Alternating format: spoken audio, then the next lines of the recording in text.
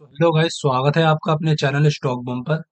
तो जैसे कि आप थंबनेल देख के ही पहचान गए होंगे कि आज का हमारा video most important support resistance पे होने वाला है, या कहूँ डिमांड सप्लाई पे होने वाला है। अब इसे मोस्ट इम्पोर्टेंट क्यों कह रहा हूं मैं, क्योंकि ऐसा मैंने सिंगल बंदा नहीं देखा जो कि सपोर्ट रेजिस्टेंस को फॉलो नहीं करता या इस पर रिएक्ट नहीं करता। अगर आपने देखा है तो उसके बारे में कमेंट बॉक्स में जरूर बताएं।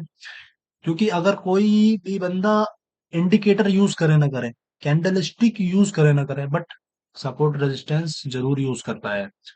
तो हम इसके बारे में समझ लेते हैं, और आपको ये डाउट भी क्लियर होगा कि सपोर्ट रेजिस्टेंस और डिमांड सप्लाई क्या एक ही होते हैं, या अगर डिफरेंट होते हैं तो किस तरीके से डिफरेंट होते हैं, क्या मेजर डिफरेंस है इन दोनों के बीच में। तो आज हम सीखेंगे उसके बारे में। सो गाइस, पहले हम रेजिस्टेंस समझ लेते हैं। पहले मैं आपको ड्रॉ करके कुछ समझाऊंगा, फिर उसके बाद हम लाइव चार्ट पर इस सपोर्ट रेजिस्टेंस को समझेंगे क्या होता है। तो जैसे कि मैं थोड़ा सा यहाँ ड्रॉ कर लेता हूँ, ये समझ लो।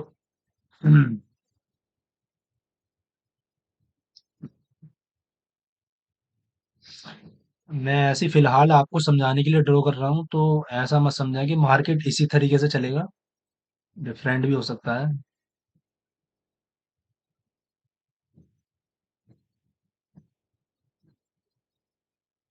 तो ठीक है, जैसे कि आप यहाँ पर इस लेवल पर देख रहे होंगे, ये जो लेवल है ये काफी इंपॉर्टेंट लेवल है। क्यों? क्योंकि मार्केट यहाँ से टच होता है, या मार्केट यहाँ पर जाता है, वो फिर पुल बैक लेता है, नीचे आ जाता है। यहाँ पर टच होता है, फिर पुल बैक लेता है, नीचे आ जाता है।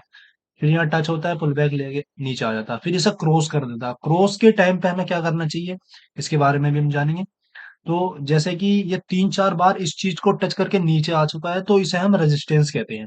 रेजिस्टेंस वो एरिया होता है जहां मार्केट बार बार टच करके उसे नीचे फेंक देता है। वो एरिया होता है कि मार्केट वहां से ऊपर नहीं जाता। वो जब ऊपर जाता है तो वो उसको क्रॉस करके काफी ऊपर तक चला जाता है। यानी कि यहाँ पर जो है ना, सेलर बैठे होते हैं जो कि मार्केट को बार बार नीचे पुश करते हैं, राइट। यहाँ पर सेलर बैठे हैं जो मार्केट को नीचे पुश करते हैं। और जब ये ये प्राइस जो इसको कट करके ऊपर निकल जाता है, क्रॉस कर देता है, तो जो ये सेलर होते हैं वो बायर हो जाते हैं, जिससे कि मार्केट बहुत ऊपर तक उसके जाने के चांसेस होते हैं, राइट। तो इसे हम रेजिस्टेंस कहते हैं, जहां पर सेलर मौजूद होते हैं। ऐसा पॉइंट जहां से बार बार मार्केट नीचे आ रहा है, ठीक है। तो गाइज, अब हम सपोर्ट के बारे में समझेंगे। मैंने इसी लाइन को ही सपोर्ट बना दिया है आपको समझाने के लिए, ठीक है। तो सपोर्ट क्या होता है? सपोर्ट वो एरिया होता है जहां मार्केट बार बार टच करके, ये मार्केट आके ऊपर चला जाता है, राइट। देखिए, यहाँ से आया मार्केट, ये टच करा ऊपर गया, यहाँ मार्केट आया टच करा ऊपर गया, राइट। यहाँ मार्केट आया टच करा ऊपर गया। क्योंकि यहाँ जो है ना, बायर बैठे होते हैं। बायर जो होते हैं कि इस लेवल पर बैठे होते हैं कि मार्केट यहाँ तक आएगा, हम मार्केट को ऊपर ले जाएंगे, ठीक है। बायर कौन होते हैं? ये हम जैसे रिटेल बायर नहीं होते, ये कुछ इंस्टीट्यूशनल ऑपरेटर जो होते हैं वो यहाँ पर होते हैं। और ये कहे तो रिटेलर होते भी हैं तो बहुत हाई क्वांटिटी में होते हैं। खैर, उन उसके बारे में हम बाद में बात करेंगे। तो आप ये समझ लीजिए कि सपोर्ट वो एरिया होता है जहां से टच करके मार्केट बार बार पुल बैक लेता है, बार बार ऊपर आता है। और जिस टाइम मार्केट इस लेवल को तोड़ देता है, तो जो ये बायर है वो सेलर हो जाते हैं। क्योंकि मार्केट ने इस लेवल को तोड़ दिया, और फिर मार्केट के नीचे जाने के चांसेस बहुत ज्यादा हाई हो जाते हैं, ठीक है। तो ये आपने रेजिस्टेंस समझा और ये सपोर्ट समझा। अब हम डिमांड सप्लाई के बारे में भी पता जान लेते हैं। देखो गाइज, मेरे हिसाब से सपोर्ट रेजिस्टेंस और डिमांड सप्लाई डिफरेंट नहीं होता बिल्कुल। थोड़ा बहुत इसमें मेजर चेंजेस होते हैं, बट कुछ ज्यादा डिफरेंस नहीं होता। जैसे कि रेजिस्टेंस है ये। अब यहाँ पर हम सप्लाई की बात करें, जैसे डिमांड सप्लाई बता देता हूँ मैं आपको क्या होता है पहले। डिमांड, अगर हम एग्जांपल समझे कि कोई किसान है, कोई अनाज उगा रहा है, ठीक है। अगर उसके अनाज की जो मार्केट में ज्यादा डिमांड है, तो ठीक है, सप्लाई उसकी कम है, वो अनाज थोड़ा सा कम उगाया हमने, और उसका जो है ना हाई डिमांड है, तो प्राइस क्या है, ऑटोमेटिकली बढ़ जाएगा। राइट? अगर वही अनाज उनने बहुत ज्यादा उगा दिया है, या ठीक है, और उसकी जो है ना डिमांड नहीं है, ठीक है, तो उसके प्राइस गिर जाएंगे, ठीक है। मतलब सप्लाई बहुत ज्यादा है उसकी, बहुत ज्यादा उन्होंने उगा दिया है, ठीक है, लेकिन उसकी डिमांड नहीं है, डिमांड बहुत मार्केट में है ही नहीं, ठीक है, तो उसके जो प्राइस नीचे गिर जाएंगे। तो इसी तरीके से डिमांड सप्लाई भी काम करते हैं, यानी कि मार्केट में ये, यहाँ इसे जो रेजिस्टेंस है, इसे हम सप्लाई की तरह यूज करते हैं कि मार्केट यहाँ पर आके बार बार इसका प्राइस गिर जाता है, बार बार नीचे आ जाता है। वैसे ही हम जो सपोर्ट होते हैं उसे डिमांड की तरह यूज करते हैं कि यहाँ पर मार्केट में डिमांड बढ़ जाते हैं। एक मिनट। तो आई होप गाइस आप डिमांड सप्लाई भी समझ गए होंगे, जैसा कि ये जैसे रेजिस्टेंस है नहीं, तो सीधा सा मतलब ये है, यहाँ पर डिमांड बहुत कम है, सप्लाई ज्यादा है, और जिस चीज की सप्लाई ज्यादा होगी मार वहां से प्राइस नीचे गिरता है, तो ये मार्केट ने प्राइस नीचे गिराया, ठीक है।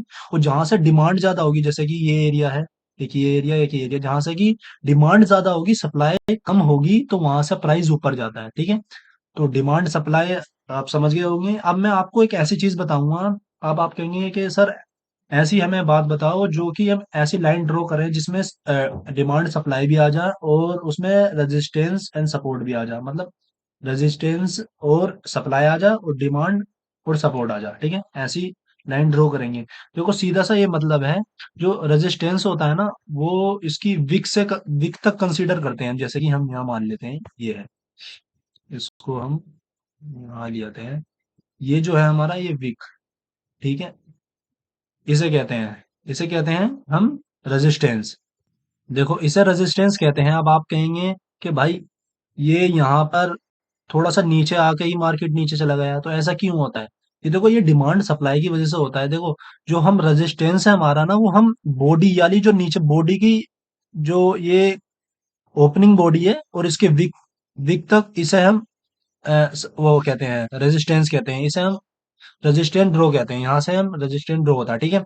और जो डिमांड है ना, वो सप्लाई जो है ना, वो इसके ओपनिंग से और ये क्लोजिंग तक, ठीक है, यहाँ से कि यानी इस इसके ओपनिंग से क्लोजिंग तक, इसे हम सप्लाई कहते हैं। क्योंकि मार्केट में सप्लाई जो है इसी कैंडल से आना स्टार्ट हुआ है, राइट?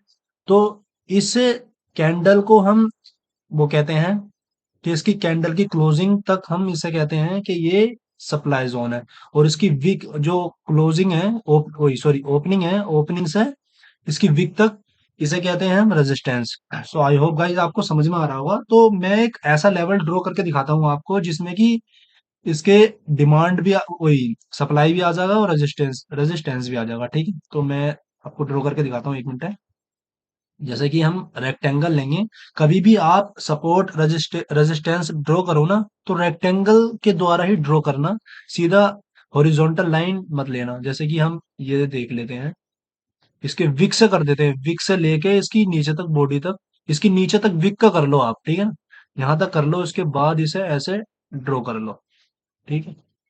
अब मार्केट जो है ना, देखो मार्केट जो आया है, इसके हमने ऐसे अगर हम इसको ड्रॉ कर लेते हैं, तो मार्केट इसके नीचे नीचे से ही, ये देखो अगर इसके विक को हम छोड़ दें, तो मार्केट ने इसके अंदर ही अंदर क्लोज दिया है, और मार्केट यहीं से ही पुल बैक लिया है मार्केट। अगर यहाँ भी देखोगे आप, अगर आप सोच रहे होगे कि पहले मैंने हॉरिजेंटल लाइन ड्रॉ करी थी तो वहां से टच नहीं करा था, बट अब ऐसा ड्रॉ करोगे ना आप, तो यह है कि इसके अंदर कहीं से भी, ऊपर से या बीच में से या नीचे से कहीं से, ये पुल बैक लेके नीचे जरूर आता है, ठीक है। तो ऐसे अगर आप ड्रॉ करोगे तो आपके चांसेस बहुत ज्यादा हो जाते हैं प्रॉफिट लेने के। और आपको समझ में भी आएगा, आप कंफ्यूज नहीं होगे कि यार ये कहाँ से पुल बैक लेगा, कहाँ से ये करेगा। जब आप इसके अंदर आ जाए या इसके टच कर देना उसके, फिर इसको क्लोज करके नीचे आ जाए ना, तो आप वहीं से ट्रेड ले सकते हैं। तो यहाँ हम सपोर्ट और डिमांड को भी समझ लेते हैं। जैसे कि यहाँ पर मान लो ये मार्केट नीचे आया है, यहाँ से पुल बैक लिया है, तो हम जैसे यहाँ से स्टार्टिंग है, मान लो हम अभी यहाँ है, इसके आगे का छोड़ दो, ये बना नहीं है मान लो, तो हम यहाँ हम इसे जैसे ऊपर वाली विक से, ये ग्रीन करी ऊपर वाली विक से नीचे तक इसे ड्रॉ कर लो, राइट? और इसे ऐसे खींच दो, 1 मिनट। तो इसे ऐसे इस तरीके से ड्रॉ करके खींच दो, राइट? अब मार्केट ने इसको क्रॉस कर दिया है, तो जैसे मैंने आपको बताया कि काफी जो होते हैं ना, फेक फेक ब्रेकआउट भी होते हैं। अब मैं, अगर आप चाहते हैं कि मैं एक फेक ब्रेकआउट के ऊपर वीडियो लाऊं, तो कमेंट बॉक्स में जरूर बताना, इसके ऊपर भी वीडियो लाऊंगा। तो देखो, ये हमने ये ड्रॉ करा ना, तो मार्केट ने यहाँ पर देखो, यहाँ पर आके पुल बैक लेके ऊपर गई है, ठीक है। अगर आपने यहाँ पर इसके नीचे ड्रॉ करा होता, एक हॉरिजॉन्टल लाइन ओनली ड्रॉ करी होती, तो आप कंफ्यूज हो जाते यार, मार्केट पहले यहाँ पर आन दो इसे, 1 मिनट, यहाँ पर आन दो, उसके बाद ही हम ट्रेड लेंगे। अगर आपने ये लाइन ड्रॉ करी होती है, तो देखो आप यहाँ पर आप आ जाते हो, फिर उसके बाद यहाँ पर भी आप ट्रेड लेके प्रॉफिट अर्न कर सकते हो, ठीक है ना। तो ये वाली जो लाइन है, ये ड्रॉ करना काफी इंपॉर्टेंट है, जो कि रेक्टेंगल कहते हैं इसे। इसे करोगे तो आपके चांसेस हैं कि यहाँ पर टच करे या बीच में आए या इसके ऊपर आए, कहीं से भी जाए मार्केट, अगर इसको क्रॉस करके फिर दोबारा ऊपर जाती है तो हम ट्रेड लेंगे। और यहाँ पर भी देखो, जैसे कि ये एक सपोर्ट बनना था, जो कि एक रेजिस्टेंस बना है, कुछ हद तक मार्केट नीचे गई। ऐसा भी होता है कि जो सपोर्ट है ना, उसे क्रॉस करके वो रेजिस्टेंस बन जाता है, और जो रेजिस्टेंस है उसे क्रॉस करके वो सपोर्ट बन जाता है। आई होप इसके बारे में आपको पता होगा। तो जैसे कि यहाँ से मार्केट पुल बैक लेके, और भी हम एग्जांपल देख लेते हैं। तो गाइज आप यहाँ भी देख सकते हो, देखो ये हमने विक से बॉडी तक एक, इसे क्या कहते हैं, रेक्टेंगल ड्रॉ करिए, ठीक है। तो ड्रॉ करने के बाद ये देखो, ये तो वैसे अगर हम हॉरिजॉन्टल लाइन में ड्रॉ कर लेते जब भी आ जाता, ठीक है। यहाँ से ही ऊपर से एक हॉरिजॉन्टल लाइन से ही पुल बैक लिया है हमने, ठीक है, यहाँ पर भी ऐसे ही पुल बैक लिया है, लेकिन हम और आगे देखें, हम इसको ही और आगे बढ़ा देते हैं। तो ये कहीं ना कहीं से, ये देखो, ये देखो, ये इसके ऊपर से हॉरिजॉन्टल लाइन से नहीं आई है ये, लेकिन ये हमने एक बॉक्स बनाया जो है वहां से आया है, ठीक है। देखो गाइस, ये एरिया हो गया, ठीक है। तो ऐसे अगर आप बॉक्स बनाओगे ना, तो बॉक्स के अंदर से ही जब पुल बैक ले लेता है ना, तो आप ना वेट नहीं करोगे कि हाँ यार हमें ऊपर तक ही आएगा तो ही हम लेंगे। ऐसा नहीं है, बॉक्स बनाओगे आप, देखो वहां से कहीं ना कहीं से पुल बैक जरूर लेता है। और भी एग्जांपल देख ले, बहुत सारे एग्जांपल हैं, एक ही नहीं, ठीक है। कहीं ना कहीं से बहुत से, कोई कोई मतलब हॉरिजॉन्टल लाइन से ही ले लेता है, ठीक है। अब ये भी देख लो आप, जैसे यहाँ से मार्केट ऊपर गया, फिर यहाँ से बहुत ज्यादा ऊपर गया, अगर यहाँ हम वेट करते कि ये दो दो बार यहाँ पर इनने मार्केट यहाँ से पुल बैक लिया है, तो हम अगर एक बार इसे ऐसा ड्रॉ कर लेंगे, देखो इसके लो से इसके हाई तक, ठीक है, और फिर हम इसको ऐसा ड्रैग कर देंगे, तो देखो मार्केट जो है ना, वहीं से आया है, वहीं से टच करके ऊपर गया है, तो ठीक है। तो मुझे यही समझाना था आपको कि सिर्फ एक लाइन ड्रॉ ना करें, एक बॉक्स ड्रॉ करें। उससे ये हो जाएगा कि आपको कंफर्मेशन मिल जाएगी कि हाँ, हमें यहाँ तक आने का ही वेट करना है। ये नहीं कि बिल्कुल ही बीच वो एंड तक आएगा जब ये हम लेंगे। तो आई होप आप समझ रहे होंगे गाइज। सो गाइज, आज की हमारी वीडियो यही थी। अगर आपको वीडियो अच्छी लगी है तो प्लीज इसे लाइक करें, और अगर ऐसी ही वीडियो और देखना चाहते हैं, और हम भविष्य में ऐसे ही न्यू न्यू कंटेंट लाने वाले हैं, प्राइस एक्शन से रिलेटेड काफ़ी चीज़ें लाने वाले हैं। तो अगर आप उसे देखना चाहते हैं तो हमारे चैनल को सब्सक्राइब जरूर करें, और बेल आइकन और दबा दें, जिससे कि आपको आने वाले टाइम पर वीडियो की नोटिफिकेशन मिल सके। तो मिलते हैं अगले अमेजिंग वीडियो में। Till then keep learning and keep earning. Thank you so much.